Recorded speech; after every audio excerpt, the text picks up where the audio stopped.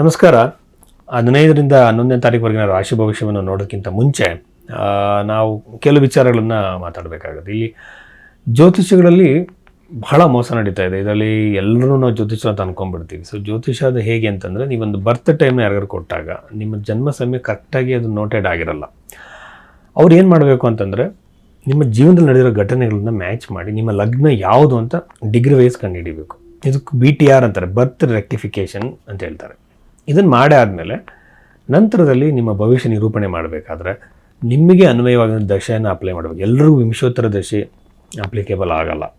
Conditional ದಶೆಗಳಿದೆ. ಅದರಲ್ಲಿ ಮಾಂಡುಕ ದಶೆ ಇದೆ, ಚರ ದಶೆ ಇದೆ, ದ್ವಿಸಪ್ತಿ ಸಮದಶೆ ಅಂತ ಹೇಳ್ತಾರೆ, ಮಲ್ಟಿಪಲ್ ದಶೆಗಳಿದ್ದಾವೆ. ಅದಾದಮೇಲೆ ಪರಿಹಾರ ಹೇಳುವಾಗ ಜೆಮ್ ಸ್ಟೋನ್ಸು, ನ್ಯೂಮರಾಲಜಿ, ವಾಸ್ತು ಪರಿಹಾರಗಳನ್ನ ಆ ಥರ ಹೇಳೋದಲ್ಲ. ಅದ್ಯಾವುದು ಕೂಡ ಬೃಹತ್ ಪರಾಶರ ಹೋರಾಶಾಸ್ತ್ರದಲ್ಲಿ ಏನೋ ಮ್ಯಾಗ್ನಮ್ ಓಪಸ್ ಅಂತ ಏನು ಕರಿತೀವಿ ಪುಸ್ತಕವನ್ನು, ಬೃಹತ್ ಪರಾಶರ ಹೋರಾಶಾಸ್ತ್ರವನ್ನು, ಅದರ ಪ್ರಕಾರವಾಗಿರುವಂಥ ಪರಿಹಾರಗಳೇನು, ಮಂತ್ರ ಜಪಗಳು, ದಾನಗಳು, ಗಿಡಗಳನ್ನು ನೆಡುವುದು, ಇದನ್ನೇ ಹೇಳಬೇಕಾಗತ್ತೆ. ಇದನ್ನು ಯಾರು ಬೇಕಾದರೂ ಮಾಡ್ಬೋದು. ಇದನ್ನು ಬಿಟ್ಟು ನಾವು ಹೊರಗಡೆ ಏನೋ ಹೇಳ್ತಿದ್ದಾರೆ ಅಂತಂದರೆ, ನಿಮಗೆ ಕಾಳಸರ್ಪ ದೋಷ ಇದೆ ಅಂತ ಹೇಳ್ತಾರೆ. ಕಾಳಸರ್ಪ ದೋಷ ಯಾವ ಒಂದು ಜ್ಯೋತಿಷ ಗ್ರಂಥದಲ್ಲೂ ಇಲ್ಲ. ಈ ಥರ ಹಲವಾರು ದೋಷಗಳು ಇಲ್ಲ. ಅದಕ್ಕೆಲ್ಲ ಪೂಜೆ ಮಾಡಿಸೋ ಅಗತ್ಯ ಇರಲ್ಲ. ಇನ್ನೊಂದು ಮುಖ್ಯವಾಗಿರೋ ಪರಿಹಾರ ಅಂತಂದರೆ ನಿಮ್ಮ ಕರ್ಮವನ್ನು ಒಪ್ಕೊಳ್ಳುವಂಥದ್ದು. ಯಾವುದನ್ನು ಚೇಂಜ್ ಮಾಡೋಕ್ಕಾಗೋದಿಲ್ವೋ ಅದನ್ನು ಒಪ್ಕೊಳ್ಳುವಂಥದ್ದು. ಇದನ್ನು ಫಸ್ಟ್ ನೀವು ಗಮನಿಸಬೇಕು. ಕ್ರಿಯಾಮಾನ, ಪ್ರಾರಬ್ಧ, ಸಂಚಿತ ಕರ್ಮಗಳಲ್ಲಿ ಎಲ್ಲದನ್ನು ಬದಲಾವಣೆ ಮಾಡೋಕ್ಕಾಗಲ್ಲ. ಕ್ರಿಯಾಮಾನ ಕರ್ಮದಲ್ಲಿ ಇರುವಂಥದ್ದನ್ನು ಮಾತ್ರ ಸ್ವಲ್ಪ ಚೇಂಜಸ್ನ ಮಾಡ್ಕೋಬೋದು. ಅದು ಕೂಡ ಒಳ್ಳೆಯ ನಡತೆಯಿಂದ, ವ್ಯಕ್ತಿತ್ವದಲ್ಲಿ ಬದಲಾವಣೆಯಿಂದ. ನೀವು ಸಾತ್ವಿಕ ದಾರಿಯಲ್ಲಿ, ನ್ಯಾಯವಾಗಿರೋ ದಾರಿಯಲ್ಲಿ ಇದ್ದಾಗ ಮಾತ್ರ ನಿಮಗೆ ಪೂಜೆಗಳು ಪರಿಹಾರವನ್ನು ಸಿಗತ್ತೆ ಹೊರತು ಅನ್ಯಾಯ ದಾರಿಯಲ್ಲಿ ಇದ್ಕೊಂಡು ಯಾವುದೋ ಪೂಜೆ ಮಾಡಿದ್ರೆ ಖಂಡಿತ ಅನುಕೂಲ ಆಗಲ್ಲ. ಜ್ಯೋತಿಷದಲ್ಲಿ ಹಲವಾರು ಮಿಸ್ಅಂಡರ್ಸ್ಟ್ಯಾಂಡಿಂಗ್ಸ್ ಇದೆ. ಇಲ್ಲಿ ರಾಶಿಯಿಂದ ಇಡೀ ಜೀವನವನ್ನು ಹೇಳೋಕ್ಕೆ ಸಾಧ್ಯ ಇಲ್ಲ. ಈಗ ಜಾತಕದಲ್ಲಿ ಡೈವರ್ಸ್ ಅಂತ ಇದೆ ಅಂತ ಅಂದ್ಕೊಳ್ಳೋಣ. ನಿಂಗೆ ಡೈವರ್ಸ್ ಆಗುತ್ತೆ ಅಂತಾರೆ. ಯಾವಾಗ ಆಗುತ್ತೆ? ಮನೆ ಕಟ್ತೀರಾ ಅಂತ ಇರುತ್ತೆ.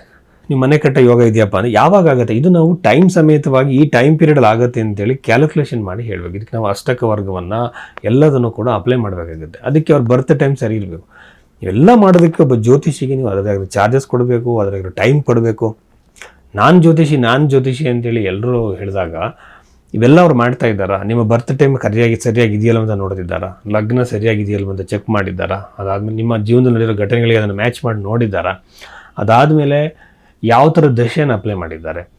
ಇದನ್ನೆಲ್ಲ ನೋಡಿಕೊಂಡು ಜ್ಯೋತಿಷ ಕ್ವಾಲಿಫಿಕೇಷನ್ ನೀವು ಕಂಡುಹಿಡಬೇಕಾಗುತ್ತೆ. ಸುಮ್ಮನೆ ಎಲ್ಲರನ್ನ ಜ್ಯೋತಿಷ ಅಂತ ಯಾವ ಕಾರಣಕ್ಕೂ ನಂಬಕ್ಕೆ ಹೋಗ್ಬೇಡಿ. ಈಗ ಕೆಲವರು ಪೂಜೆಗಳೆಲ್ಲ ಮಾಡಿಸೋದಕ್ಕೆ ಹೋಗಿ ತುಂಬ ಮೋಸ ಹೋಗ್ತಿದ್ದಾರೆ. ಏನೇನೋ ಪೂಜೆಗಳಿಗೆ ದುಡ್ಡು ಕೊಟ್ಟು ಹಣ ಕಳ್ಕೊತಿದ್ದಾರೆ. ಆ ಕಾರಣಕ್ಕಾಗಿ ನಾನು ಇಂಟ್ರಡಕ್ಷನಲ್ಲಿ ಇದನ್ನೆಲ್ಲ ಹೇಳ್ತೀನಿ. ತುಂಬ ಜನ ಯಾಕೆ ಸರ್ ನೀವು ಇಷ್ಟೊಂದು ಲೆಂತಿಯಾಗಿ ಹೇಳ್ತೀರಾ ಇದ್ರ ಬಗ್ಗೆ ಅಂತಾರೆ. ಯಾಕೆ ಅಂತಂದರೆ, ಕಷ್ಟಪಟ್ಟು ಸಂಪಾದನೆ ಮಾಡಿರೋ ದುಡ್ಡನ್ನು ಅನವಶ್ಯಕವಾಗಿ ಯಾವುದಕ್ಕೂ ಹಾಳು ಮಾಡ್ಕೊತಿರ್ತಾರೆ. ಹಾಗಾಗಿ ಅವ್ರಿಗೆ ನಾವು ಮನವರಿಕೆ ಮಾಡಿಕೊಡ್ಲೇಬೇಕು. ಜ್ಯೋತಿಷ್ಯದ ಮೇಲೆ ಒಂದು ಕಪ್ಪು ಚುಕ್ಕೆ ಬರುತ್ತೆ.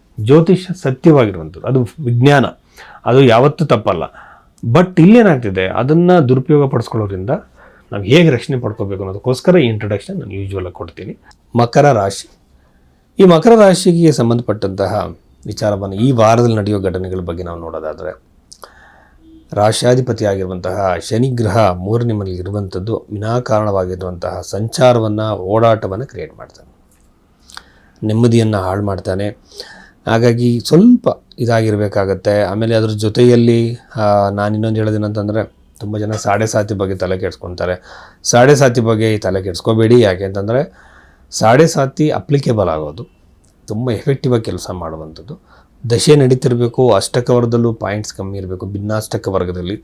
ಅದಾದಮೇಲೆ ಶನಿಯ ಪ್ಲೇಸ್ಮೆಂಟು, ಮೃತ್ಯುಭಾಗ ಅಂತಾರೆ. ಇವೆಲ್ಲ ನೋಡ್ಕೊಂಡು ನಾವು ಹೇಳಬೇಕು. ಅವ್ರು ಸುಮ್ಮನೆ ಸಾಡೆ ಸಾತಿನ ತೊಂದರೆ ಆಗುತ್ತೆ ಅಂತಲೇ ಹೇಳೋಕ್ಕೆ ಆಗಲ್ಲ. ಸಾಡೆ ಸಾತಿಲಿ ಬಹಳಷ್ಟು ಜನ ಸಕ್ಸಸ್ಫುಲ್ ಆಗಿದ್ದಾರೆ.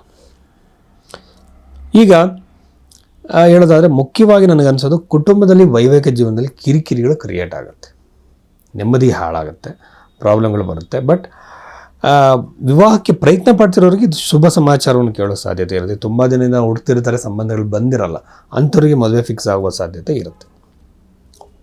ಇದಾದಮೇಲೆ ಉದ್ಯೋಗದಲ್ಲಿ ಪ್ರಯತ್ನ ಮಾಡ್ತಿರೋರಿಗೆ, ವಿದೇಶದ ಉದ್ಯೋಗ, ಬೇರೆ ಸ್ಟೇಟಲ್ಲಿ ಉದ್ಯೋಗಗಳನ್ನ ಟ್ರೈ ಮಾಡ್ತಿರೋರಿಗೆ, ಅಥವಾ ಒಂದು ದೊಡ್ಡ ಮಟ್ಟದ ಜಾಬಿಗೆ ಟ್ರೈ ಮಾಡ್ತಿರೋರಿಗೆ ಅನುಕೂಲ ಖಂಡಿತವಾಗ್ಲೂ ಆಗುತ್ತೆ, ಯಶಸ್ಸು ಸಿಗುತ್ತೆ. ಬಟ್ ಸ್ವಂತ ಕ್ಷೇತ್ರದಲ್ಲಿ ಮಾಡ್ತಿರೋವಂಥವ್ರಿಗೆ ಅನುಕೂಲ ಆಗಲ್ಲ. ಯಾಕೆಂದರೆ ಒಳ್ಳೆ ಪ್ಲೇಸ್ಮೆಂಟಲ್ಲಿಲ್ಲ ಗ್ರಹಗಳು. ನನ್ನ ಪ್ರಕಾರವಾಗಿ ಖಂಡಿತವಾಗಲೂ ಸಹ ನಿಮಗೆ ಉಲ್ಟಾ ಆಗುವಂಥ ಸಾಧ್ಯತೆಗಳು ಜಾಸ್ತಿ ಇರುತ್ತೆ. ಆರೋಗ್ಯ ಅಂತ ಬಂದಾಗ ಆರೋಗ್ಯದಲ್ಲಿ ಅಂಥ ದೊಡ್ಡ ಮಟ್ಟದ ಪ್ರಾಬ್ಲಮ್ ಏನಿಲ್ಲ. ಅಂದರೆ ಏಜ್ ರಿಲೇಟೆಡ್ ಆಗಿರುವಂತಹ ಸರ್ವೇ ಸಾಧಾರಣವಾಗಿರುವಂತಹ ಆರೋಗ್ಯದ ಸಮಸ್ಯೆಗಳು ಬರ್ಬೋದು, ಬಿಟ್ಟರೆ ದೊಡ್ಡ ಮಟ್ಟದ ಆರೋಗ್ಯದ ಸಮಸ್ಯೆಗಳಿಲ್ಲ.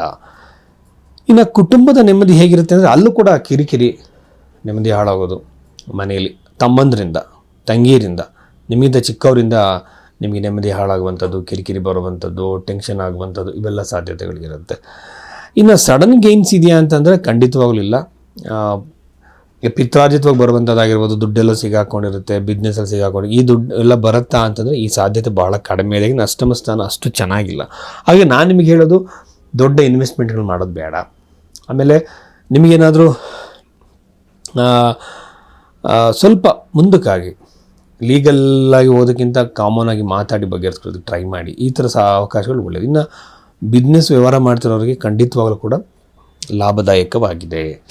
ಆಮೇಲೆ ಕೆಲವರು ಹೊಸ್ದಾಗಿ ಬಿಸ್ನೆಸ್ ಮಾಡಬೇಕು ಅಂತ ಯೋಚನೆ ಮಾಡ್ತಿರ್ತಾರೆ, ಅವರಿಗೂ ಕೂಡ ಇದು ಬಹಳ ಸುಸಮಯ, ಒಳ್ಳೆಯ ಸಮಯ ಅಂತ ನಾನು ಹೇಳ್ತೀನಿ.